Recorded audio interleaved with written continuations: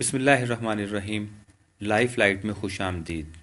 پاکستان کے بانی قائد اعظم محمد علی جناح نے 13 اپریل 1948 کو رائل پاکستان ایئر فورس رسال پور کا دورہ کیا تو اس موقع پر کہا تھا پاکستان کو جتنا جلدی ہو سکے اپنی ایئر فورس کو قائم کرنا چاہیے۔ انہوں نے مزید کہا کہ یہ فضائیہ بہت ہی مستعد اور دنیا کی بہترین فضائیہ ہونی چاہیے اور اسے پاکستان کے دفاع میں بری اور بحری افواج کے ساتھ اہم مقام پر کھڑا ہونا چاہیے۔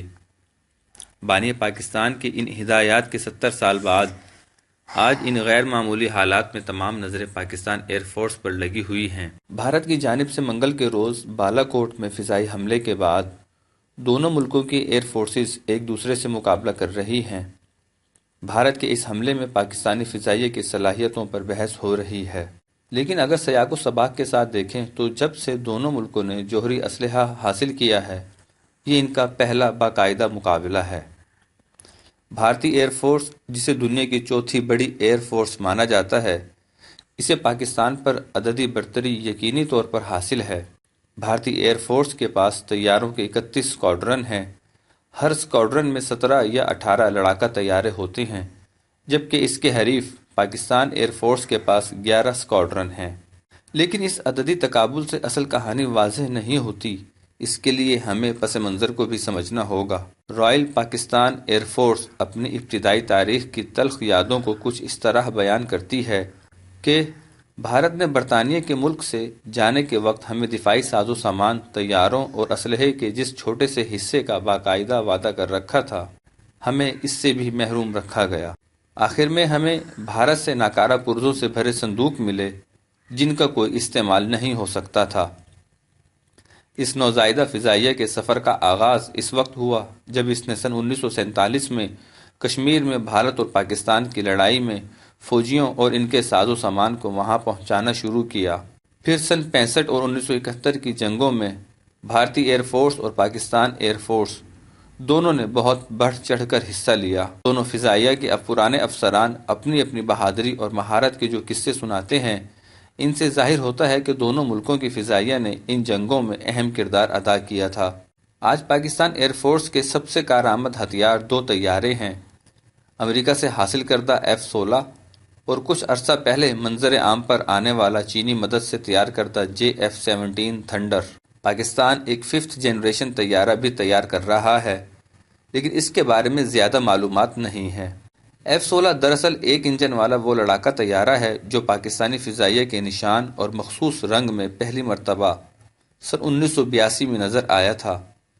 اس کے مقابلے میں JF-17 کی تیاری کا مقصد ایک ایسا طیارہ بنانا تھا جو ہلکا ہو، ہر موسم میں دن رات میں ایک لڑاکا طیارے کا کام کر سکے۔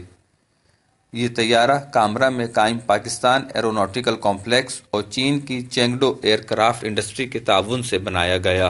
کہا جاتا ہے کہ آنے والے برسوں میں پاکستان ایئر فورس میں سب سے زیادہ استعمال ہونے والا طیارہ ایک انجن والا یہ فائٹر ہوگا۔ ان برسوں میں آہستہ آہستہ یہ فرانس سے حاصل کیے جانے والے میراج طیاروں کی جگہ لے لے گا۔ پاکستان ایئر فورس اپنی طیارہ سازی میں خود انحصاری کی پالیسی پر گامزن ہے اور ایک جدید طیارہ JF-17 تھنڈر بنانے کی کوشش کر رہا ہے، لیکن اس حوالے سے زیادہ سنا یا دیکھا نہیں گیا ہے۔ پاکستان ایئر فورس کے پاس صرف 3 اڈے ہیں جو کہ پشاور، لاہور اور کراچی میں ہیں۔ اس کے علاوہ اس کے پاس راولپنڈی میں ایئر ڈیفنس کمانڈ کا مرکز ہے اور اسٹریٹجک کمانڈ سینٹر ہے جو اسلام آباد میں ہے۔ تاہم پاکستانی فضائیہ کا دعویٰ ہے کہ اس کے پاس فضائی ریڈاروں کا ایک پورا جال ہے اور اپنے طیاروں اور دیگر ساز و سامان کی دیکھ بھال اور مرمت کی سہولیات کے علاوہ ایک بڑا انتظامی مرکز بھی ہے۔ لیکن پاکستان ایئر فورس کے ان دعووں کو مئی 2011 میں اس وقت ایک بہت بڑے امتحان کا سامنا کرنا پڑا تھا جب امریکی سیلز نے افغانستان سے اڑ کر پاکستان کے انتہائی اندرونی شہر ایبٹ آباد میں پہنچ کر اسامہ بن لادن کو ہلاک کر دیا تھا۔ اس پر بہت سے سوال اٹھائے گئے تھے کہ پاکستانی فضائیہ کو اس کی خبر کیوں نہیں ہوئی تھی۔ اس کے علاوہ پاکستانی فضائیہ کے جائزے میں ایک اور دلچسپ پہلو کو بھی دیکھنا ہوگا جس سے ہمیں اندازہ ہوتا ہے کہ پاکستان ایئر فورس کو کس صورتحال کا سامنا ہے۔ گزشتہ برس ریاست کیلیفورنیا میں قائم مشہور تھنک ٹینک رینڈ کارپوریشن نے کہا تھا کہ PAF کی پالیسی سے متعلق اہم فیصلے بری فوج کا سربراہ کرتا ہے، جس میں اسے چیف آف ایئر سٹاف کی مشاورت اور رہنمائی حاصل ہوتی ہے۔ اس کا مطلب یہ ہے کہ پاکستان کی فضائی طاقت کے بارے میں حتمی فیصلے چیف آف ایئر سٹاف نہیں کرتا بلکہ بری فوج کا سربراہ کرتا ہے۔ ایسے میں سوال پیدا ہوتا ہے کہ پاکستان کی بری فوج کا وزن اس کی فضائیہ پر کتنا بھاری پڑتا ہے۔ مصنف اور پاکستانی فضائیہ کے سابق director operations air commodore retired Kaiser Tufail کہتے ہیں کہ دنیا میں ایسی کوئی ایئر فورس نہیں ہے جس کے پاس وہ سب کچھ ہوتا ہے جو وہ چاہتی ہے۔ کچھ حوالوں سے مالی وسائل ہمیشہ کم پڑ جاتے ہیں، کیا ایسا ہی نہیں ہوتا؟ لیکن کسی بھی ایسے شخص سے اتفاق نہیں کروں گا جو یہ کہتا ہے کہ پی اے ایف کو اپنے حصے کے وسائل نہیں ملتے۔ پاکستانی فضائیہ کے ارتقاء کی وضاحت کرتے ہوئے ایئر کموڈور ریٹائرڈ کیسر طفیل کا کہنا تھا، میال میں اب تک پاک فضائیہ 3 ادوار سے گزر چکی ہے۔ پہلا دور وہ تھا جس میں پاکستان برطانوی عملداری سے ایک جمہوریہ بنا۔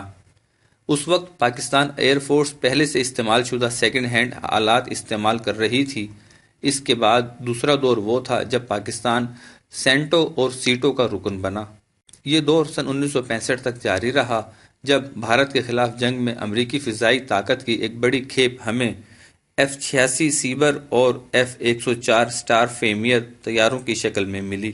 اس وقت امریکہ کے ساتھ تعاون کا یہ عالم تھا کہ پی اے ایف کا ہر دوسرا پائلٹ امریکہ سے فضائی تربیت لے رہا تھا۔ اور پھر تیسرا دور اس وقت شروع ہوا جب پاکستان پر پابندیاں لگنا شروع ہوئیں۔ اس دور نے ہمیں موقع دیا کہ ہم اپنی صلاحیتوں میں تنوع لے کر آئیں، اور یہ کوشش آج بھی جاری ہے۔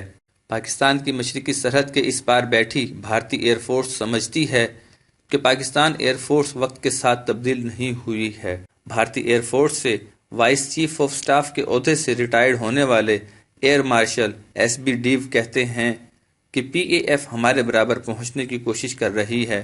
ان کے ہوا باز زیادہ برے نہیں ہیں، لیکن میرا خیال ہے کہ پی اے ایف کو مالی مشکلات کا سامنا ہے۔ اگر اس رقبے پر نظر ڈالیں جس کا دفاع انہیں کرنا ہوتا ہے، ان کے پاس ایواکس airborne warning and control systems کی ایک بڑی تعداد موجود ہے۔